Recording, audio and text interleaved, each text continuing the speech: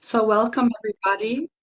My name is Sarah Kempff. I'm based in Germany, so I'm sure everyone is in different parts of Europe. And I'm happy you're taking the time today to actually listen and learn about Naikan. And I just want to give you an overview of how I want to do this session today. So we will start with a short meditation to arrive. Of course, if you're driving or on the road, please don't close your eyes. It would be not so good. I see somebody was driving. And then I'm going to introduce Naikan, how the technique works, a little bit of the history, and then I'll guide you through an actual Naikan meditation.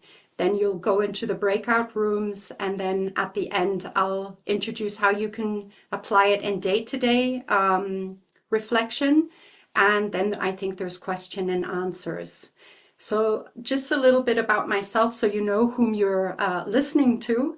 I have a background I'm a Naikan facilitator, but also trained as a mindfulness meditation teacher and mentor. And I work at a university and I'm trying to integrate these kind of methods, which is difficult because nobody believes so much in mental health. They believe about really pushing people through, in Marco, science. Somebody is not muted. Sorry. Somebody is, yeah, thank you. Um, so I find these methods of mindfulness are so important nowadays because we get a lot of input, a lot of information. We're constantly on the go, and there's no time to really build this kind of resilience within us that our minds can kind of come into a quiet space, reflect, which Naikan is audio. traditionally a reflective method, where you sit 7 days in retreat. And the classic Naikan, I think there's still somebody not muted. Sorry. I don't know if I can mute the person. I did, Sorry. I think, Sarah, sorry. It is okay, fine. Thank you. Um, so the important thing with mindfulness is simply to gain tools because the stress on the outside won't change, but the way we deal with it and our perception of working with it does change over time. But it takes practice. So anything we learn that is new is like an instrument or a language, which your language teachers, it takes time and it isn't a quick fix, these types of things. So I want to just share with you to be open. It will be something new for many of you. And when there's something unfamiliar, there's often a little bit of apprehension. So my wish for everyone is to have that kind of mindset of openness and curiosity and a sense of, let me just try it out.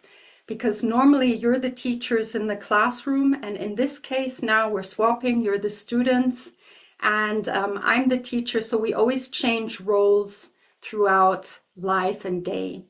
So for us to arrive in this space, I would just recommend, if you can and you're not on the road or in a car, to find a comfortable seated position. If it's in a chair or on the ground or on a bed or a sofa, whatever is comfortable for you. And the important thing in order to learn is the sense of presence, is the sense of letting go everything that we were doing before that distracts us. Maybe we still have to do laundry, go shopping, all of our day-to-day business. But for the next 75 minutes, that we can really be as present as possible. And so if you find the position in which you feel you can hold your concentration and your presence, if you feel comfortable, close your eyes. If this is not comfortable for you, just soften your gaze. Don't close the eyes completely, but soften the gaze. And you're going to start by just feeling into your body. I want you to notice if your face is relaxed, maybe your jaw is tight, you can open your mouth slightly. Feel the neck and shoulders and bring kind of this awareness into the body. And the breath and the body are both things that are present in the here and the now. And our emotions and our thoughts are constantly changing, but we want to bring our awareness to the breath,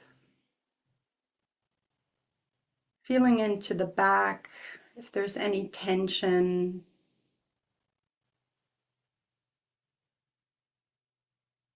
And if you feel tension, use your breath, your exhale to release tightness, to release any pain. And with the inhale, you want to create a sense of space, opening those areas up.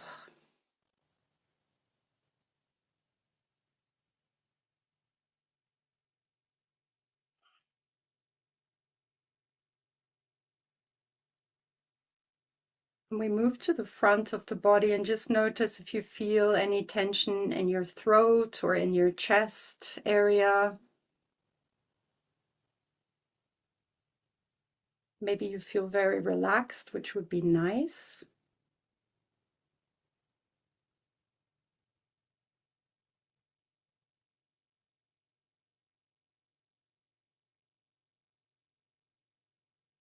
And feel into your stomach and notice how the belly rises and falls with the in and the exhale.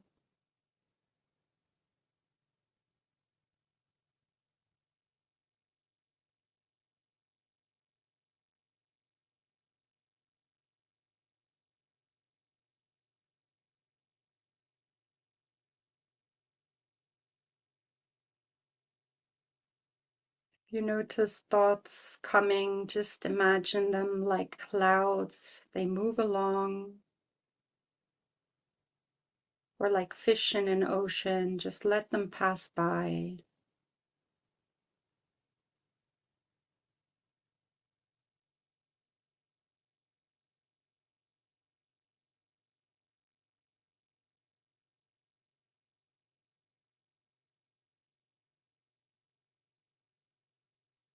Move into your legs, your knees, the left and the right side, the calves. And if you don't feel any connection to your own body, then that's also all right. Just notice what's there right now without changing it, without wanting it to be any different to what it is right now.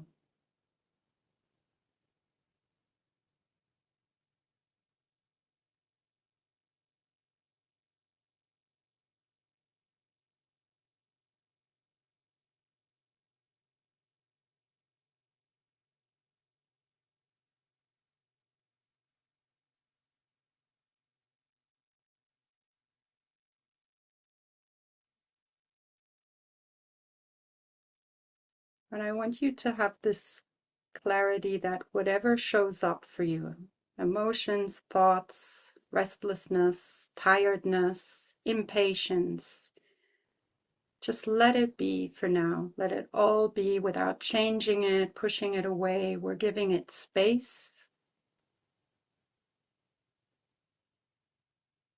And we move into our feet. Feel the feet on the ground if you're sitting in a chair.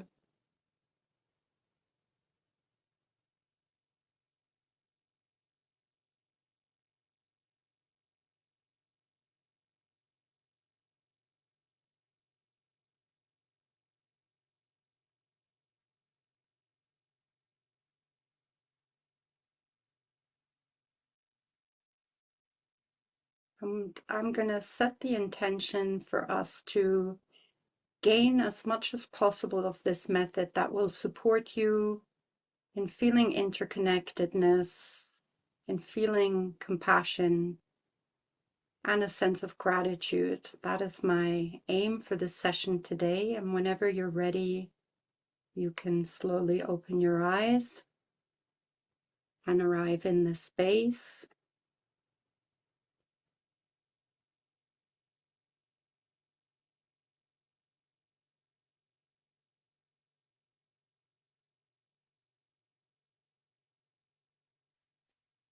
And hopefully for the rest of the time, if possible, just as we said at the beginning, make sure that you don't have notifications coming in or the people around you know that you're meant to be left alone for this time.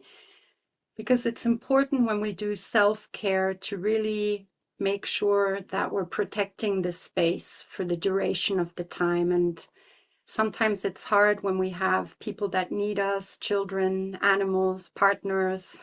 So, but if it's possible to you, then just take the time. So Naikan is a Japanese reflective method, and it was developed by Yoshimoto Ishin in the 1940s. And he was a businessman as well as a Buddhist monk, they say. I feel he was more of a businessman who took Naikan into his day-to-day life and practiced it with many people.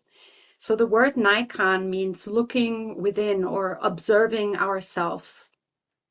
And ultimately, what you do is you reflect your entire life based on 3 questions, but also in relationship to the people around you. So you would normally, in classic Naikan, review your mother and your father or whoever took that role, and your family members like brothers and sisters or any significant people.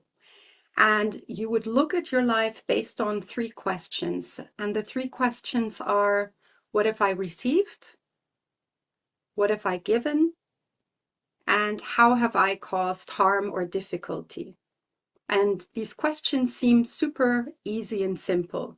And I remember when I started with Naikan, I came across it. I was looking at a video and somebody introduced it, and it was like looking at your day. Okay, my wife or husband made a coffee or a tea this morning. This is what I received.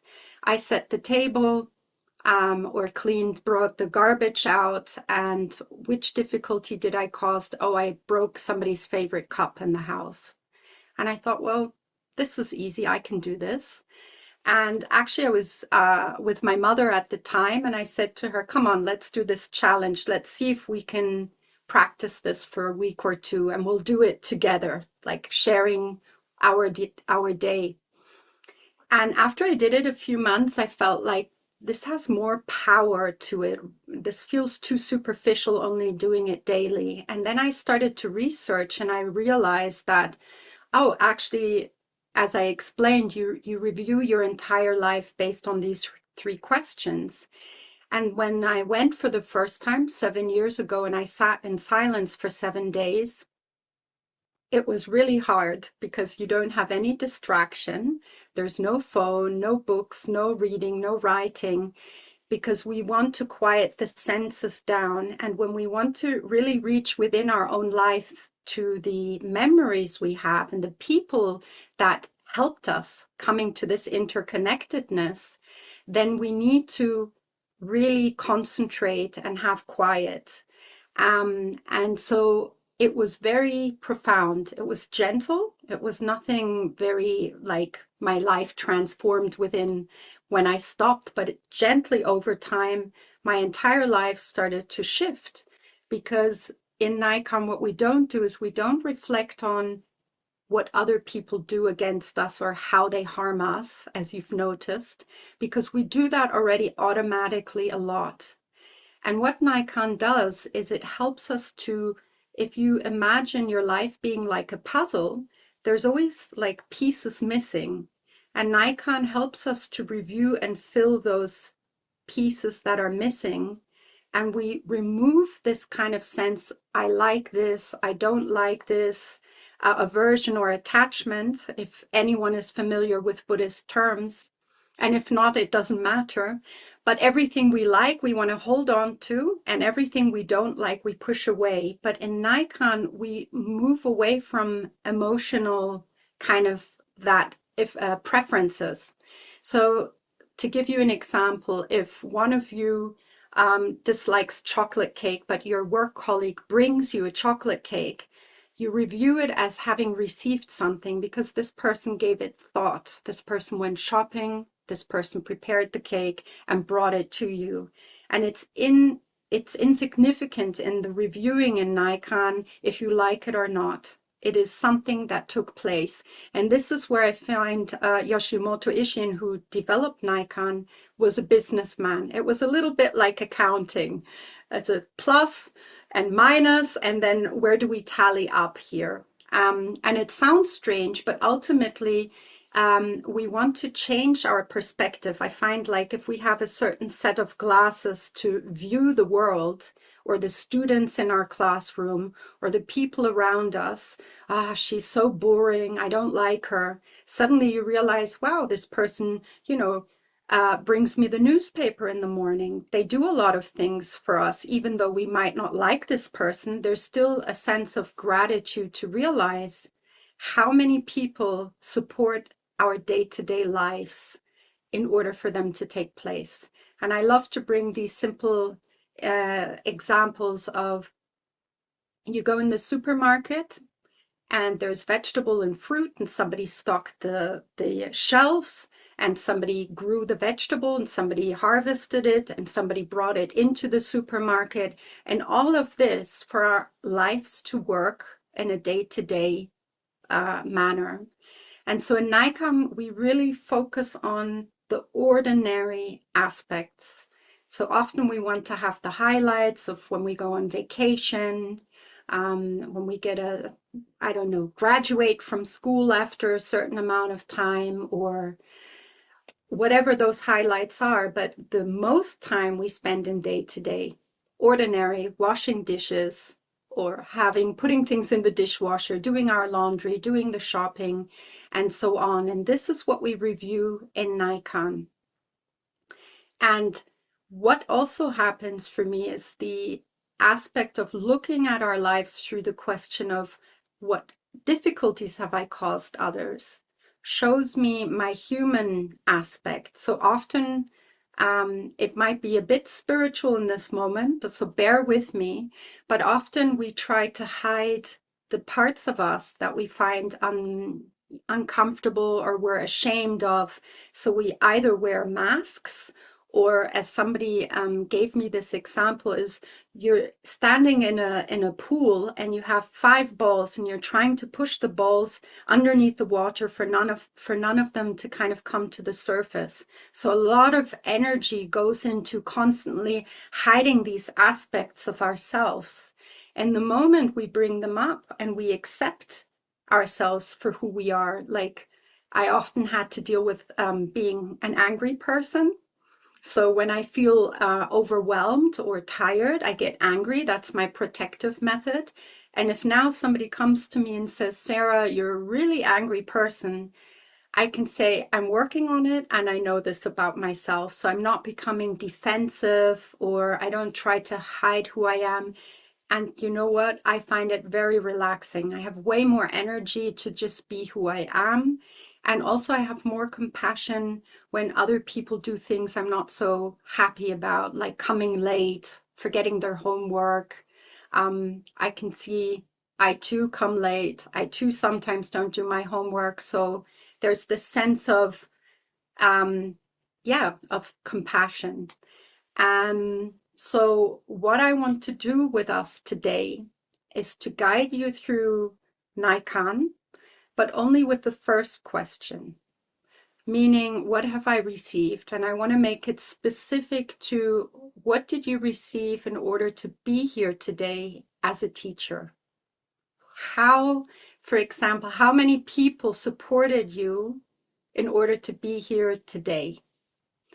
And once we've completed this, I will guide you through it. So you don't have to do anything on your own. I will do the kind of reflective part, but you take the time to see how deep you can come. And it's not easy because we're only doing this for about 20 minutes. But if you do it alone at home, you can probably get to deeper memories of the name of the teacher who taught you how to read and write, maybe the kids that supported you in some shape or form throughout your life. And so sometimes these names and places won't come immediately. So just be, how do you say, gentle with yourself, and try the best you can.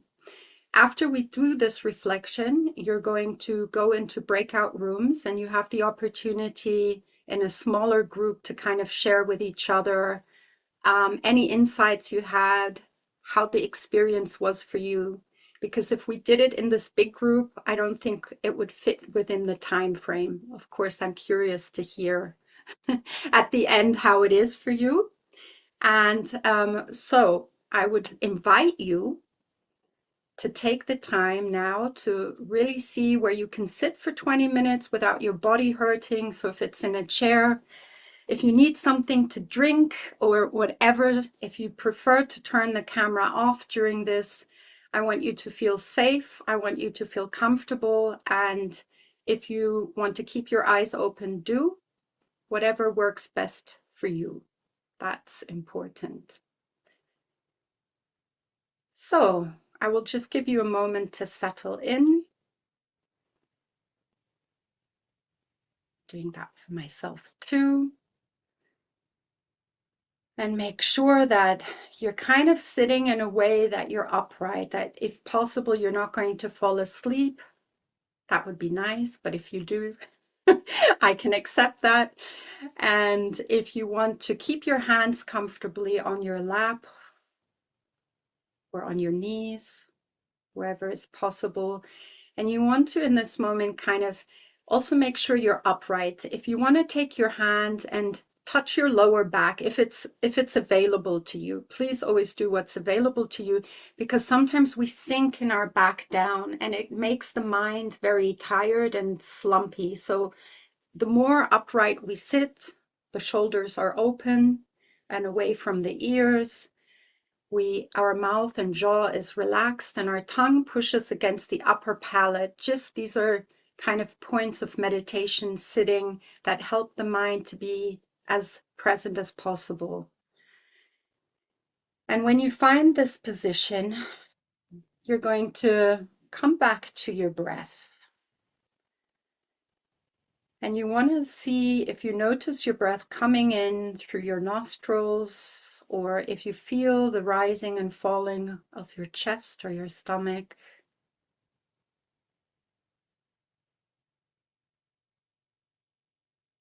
And remember, we're going to look at what have I received from others on my path to becoming a teacher.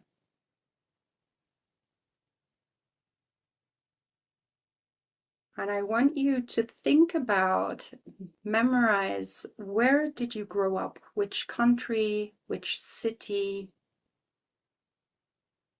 And I'm taking you back in time to the beginning of your lives. If you can recall the house or flat you lived in with your parents or grandparents or aunts or adoptive parents, whoever was present when you grew up. Maybe you can recall your room, who lived in that flat with you at the time. Maybe you had animals or the family had animals.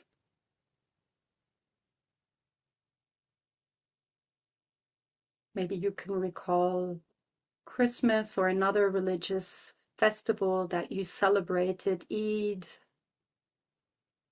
the Chinese New Year, or your birthday. And I'm going to give you a minute to really find yourself back in that time.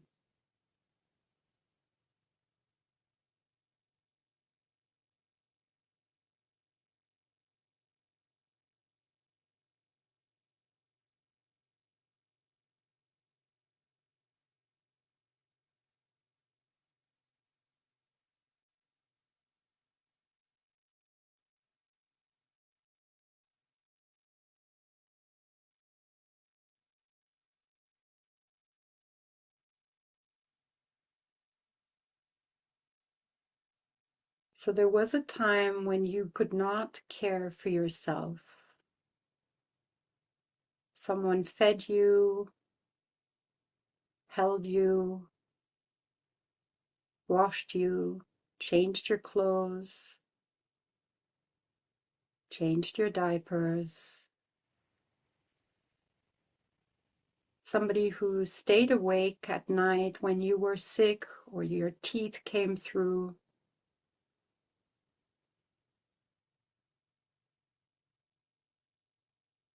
And before you could speak, somebody spoke to you, smiled at you, and sang and kind of encouraged you to take your first steps.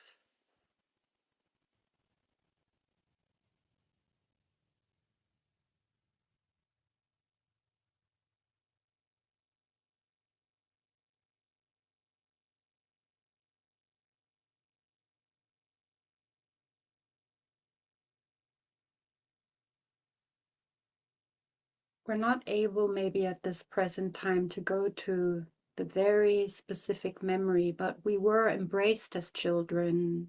We received warmth from maybe our grandparents or parents, friends or siblings.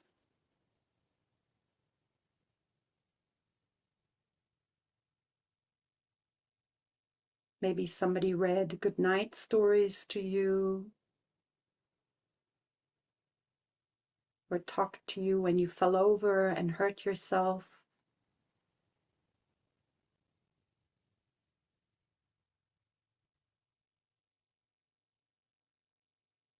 And these are all moments that supported you to be here today.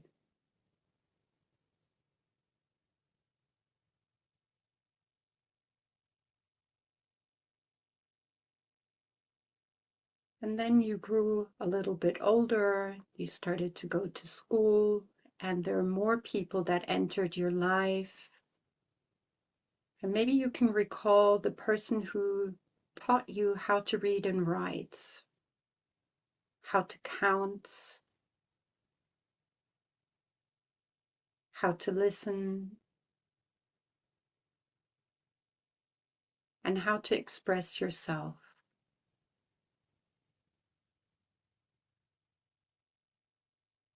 Maybe there were teachers that were patient and took time to explain things to you,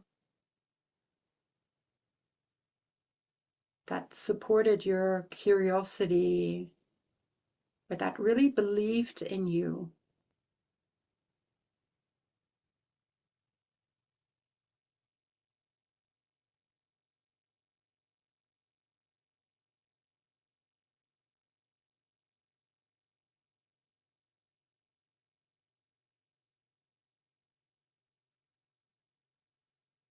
And then remember the friends you had that played with you. Maybe they shared their packed lunch with you or gave you sweets, included you in games. And our friends also comfort us when we're sad or give us encouragement.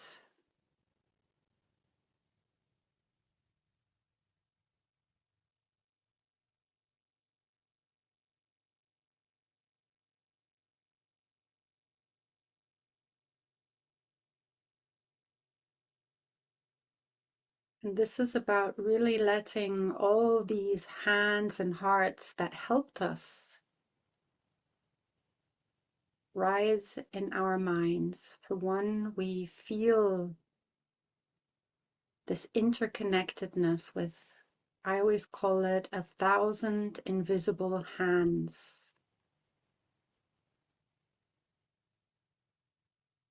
And for me, it always feels like the muscle of my heart strengthens, a sense of gratitude.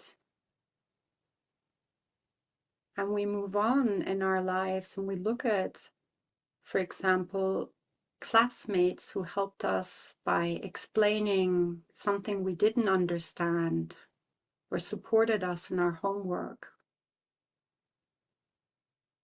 or a neighbor that watched you whilst your parents didn't have time.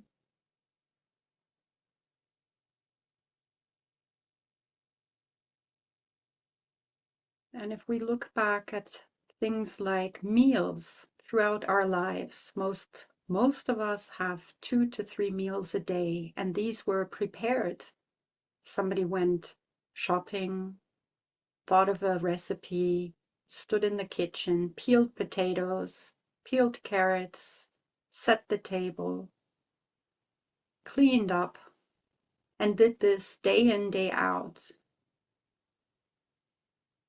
And if you moved out around, let's say, 18 years old, there's going to be over 10,000 meals that have been prepared for you. Packed lunches, picnics. And maybe your grandmother sewed your clothes when they had a tear, or your mother or your father.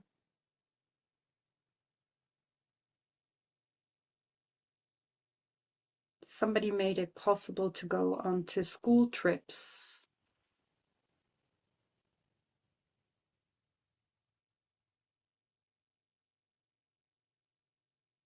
Or even if that wasn't possible, then they made sure that you got to school safely at the beginning of your life.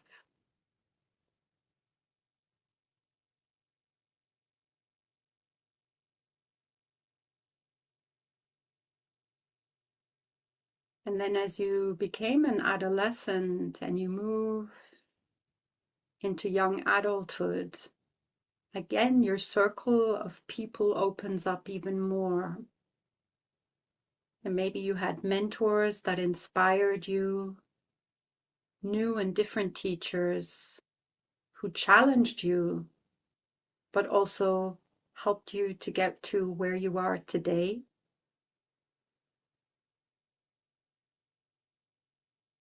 Friends that listen to your fears, your worries, and your dreams.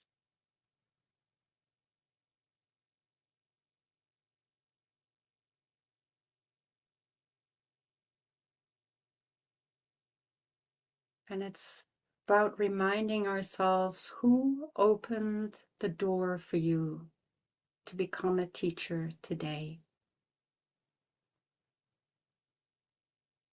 Who encouraged you to pursue this particular subject?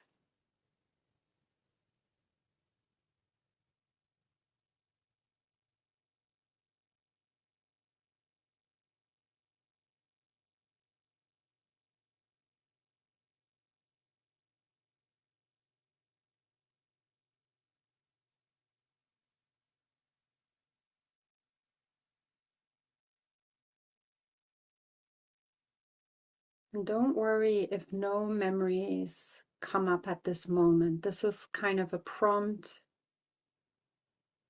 to your consciousness, your subconscious, and I'm no doubt there will be faces that will pop up,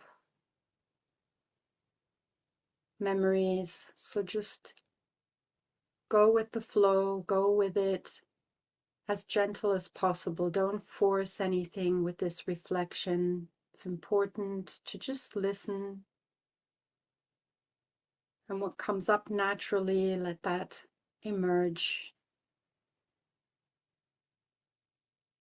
Think about all the books you have read. Somebody took the time to write them, to publish them, to distribute them, so we could learn.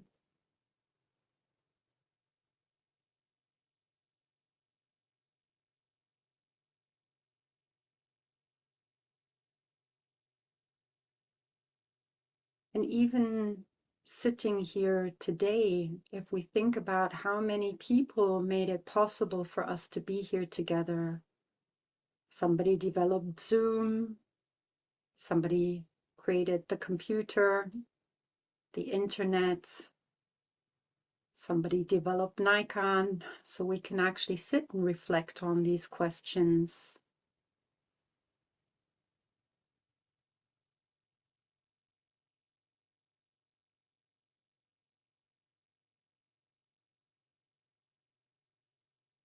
And now I really want you to see if you can focus on your teacher path. So bring to mind your journey to becoming a teacher, training as a English teacher.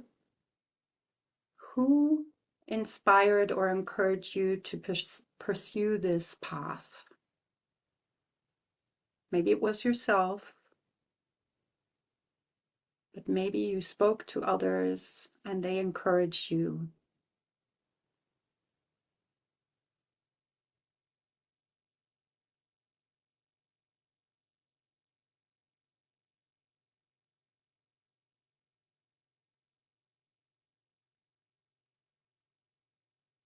And if you had doubt or obstacles in your training to becoming a teacher, were there others around you that encouraged you not to give up? Sometimes others have more faith in us than we have in ourselves.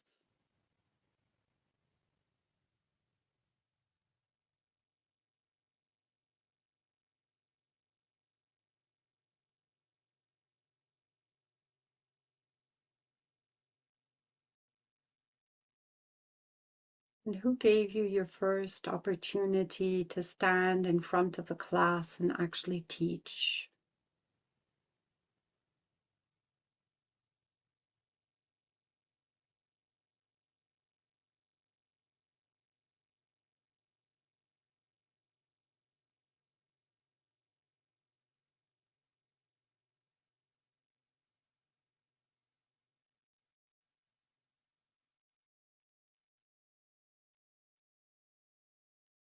Did you receive help preparing your lessons? Maybe somebody photocopied something for you, for the students, or recommended a YouTube video that is helpful,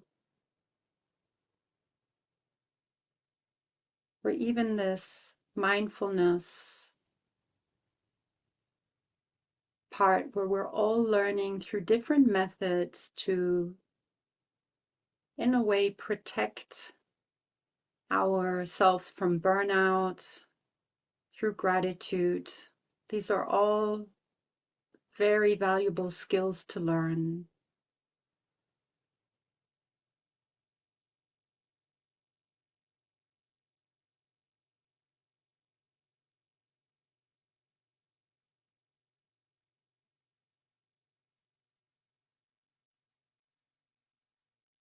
So I want to leave a space of silence so you can allow any faces or names or memory to arise. And if they don't, that's also fine.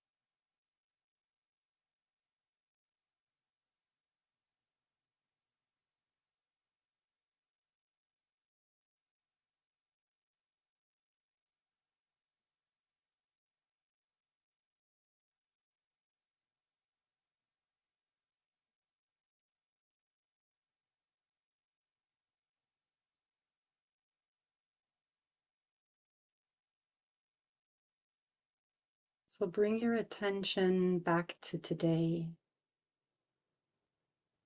Notice the chair or whatever you're sitting on underneath you. Just once again, notice that somebody created everything around you for you to use.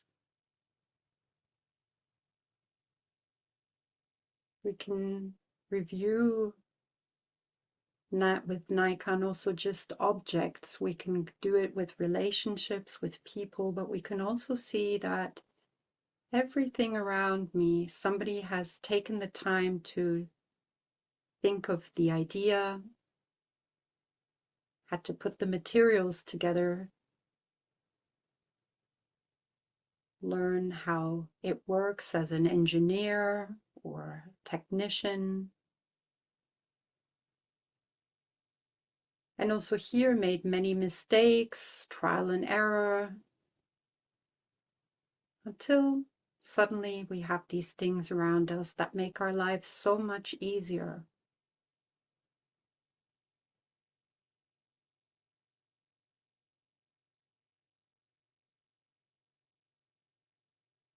And just consider, for example, the food you ate today or the beverages you had to drink has gone through somebody's hand who prepared it for us in some shape or form to enjoy. The clothes we wear, the roads we drive on. And I just want to leave you with this, that each result that we have around us is a labor and care of many, many people.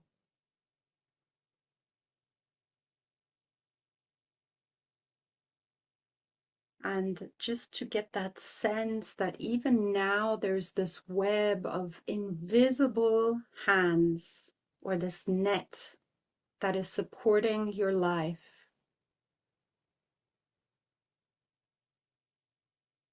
Has supported your past and will support your present.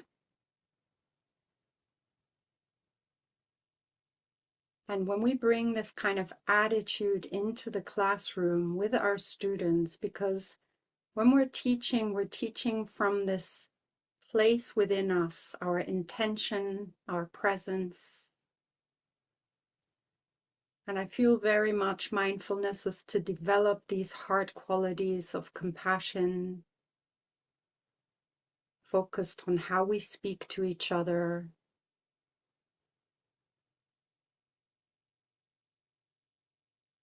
how we interact. And students can be challenging, so it's good to have a sense of humor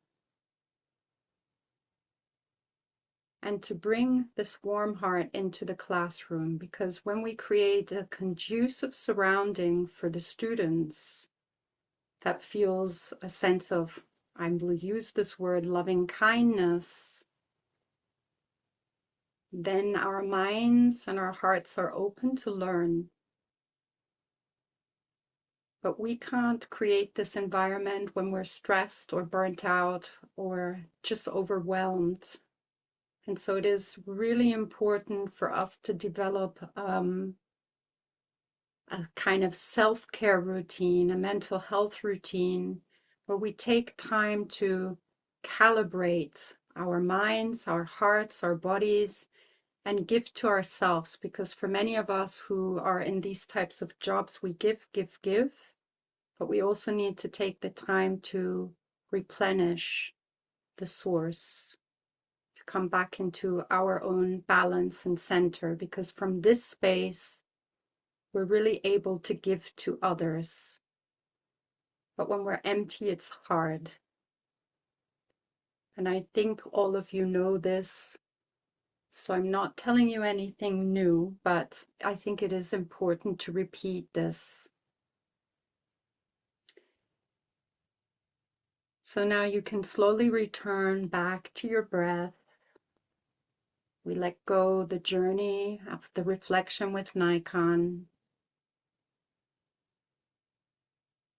And you can feel maybe your chest or belly rise and fall with your breath. Feel the ground underneath you.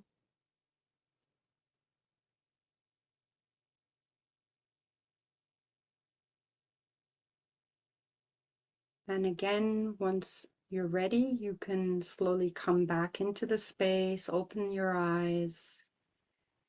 And for those of you who feel comfortable, You're welcome to switch your camera back on.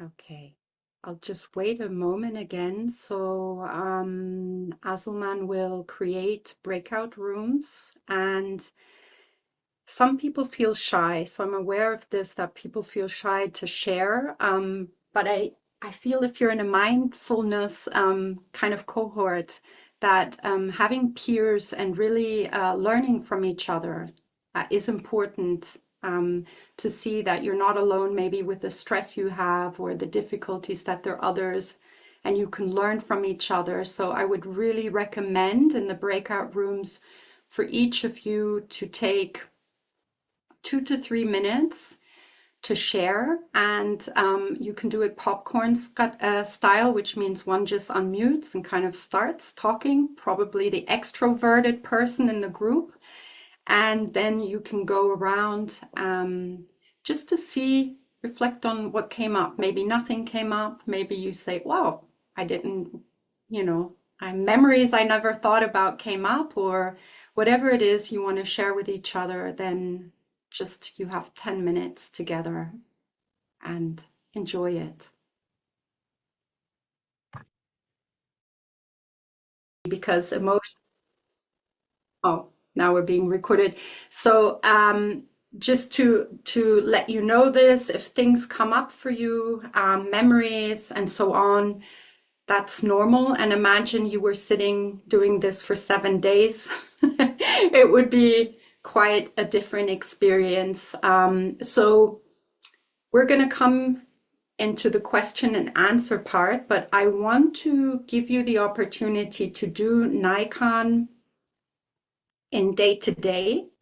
And you can do this in the evenings. If you just, before you go to sleep, you can sit there and review your life with these 3 questions. Maybe we can send them around. I actually had a presentation, which I completely forgot. So we don't need to use it now anymore. So you have those 3 questions, or you can Google Naikan and you look at your day. What have I received? So if you're living with other people, maybe somebody brings you a coffee or a tea, or sets the table, or did your laundry, or did the shopping, or whatever it is. So you review, what did I receive? And then you go through, what did I give to others?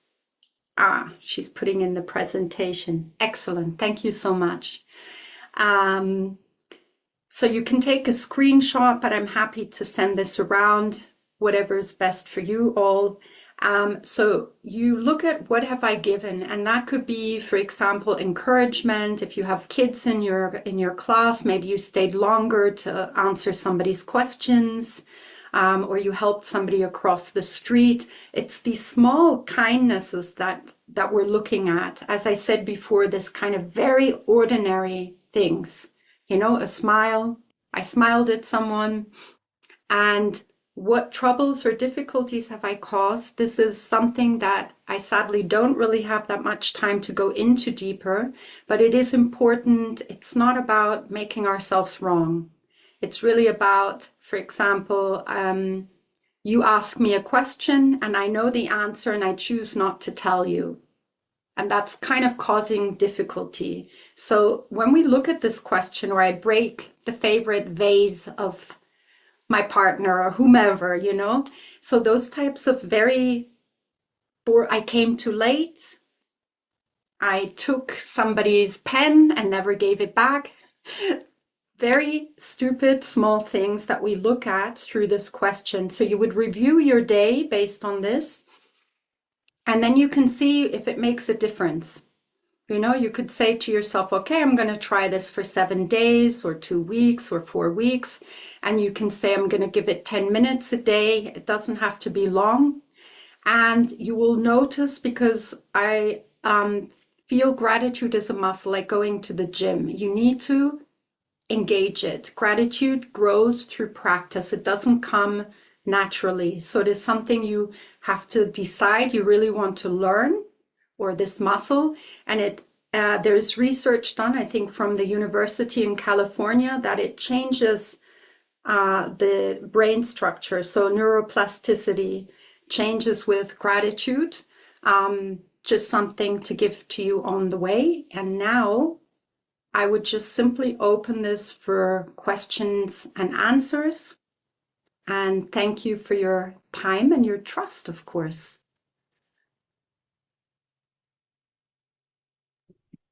Thank you, Sarah. It was amazing.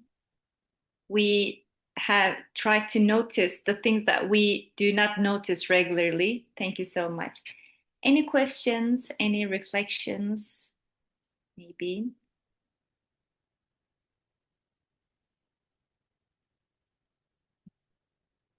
Yeah, you can write it to the chat box, or if you want to speak out. Don't be shy.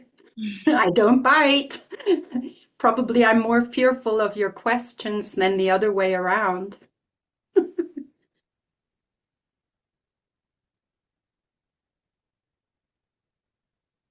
I have a question, Sarah. You're welcome.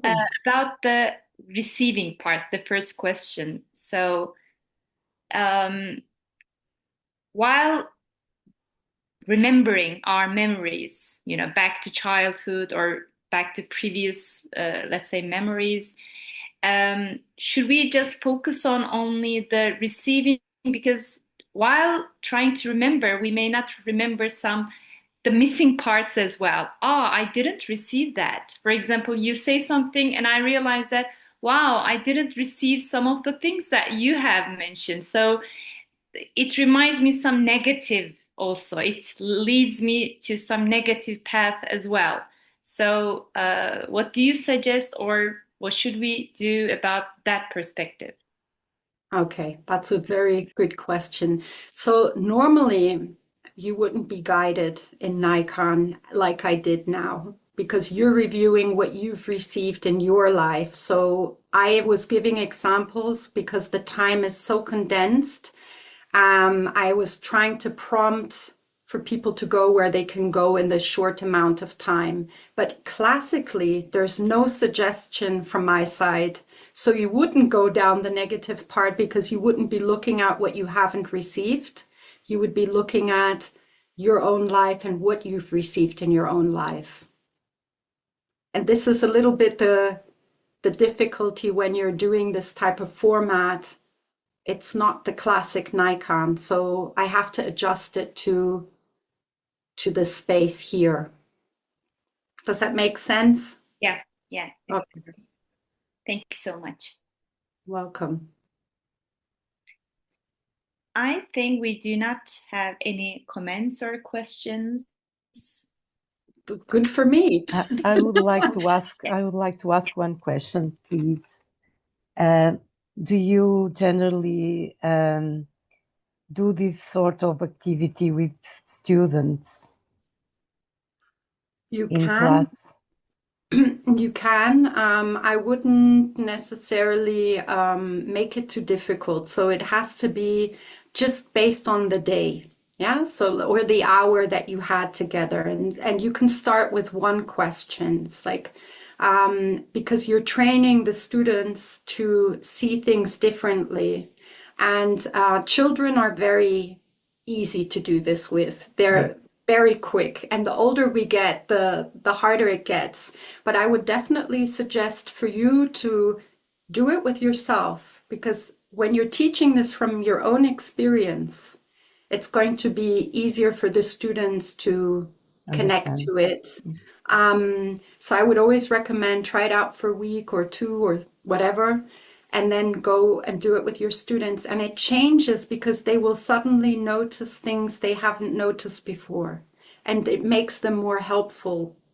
Like when I used to work in a company, I introduced the smallest change that I could, which was saying thank you during meetings and being very specific about what I was thankful for.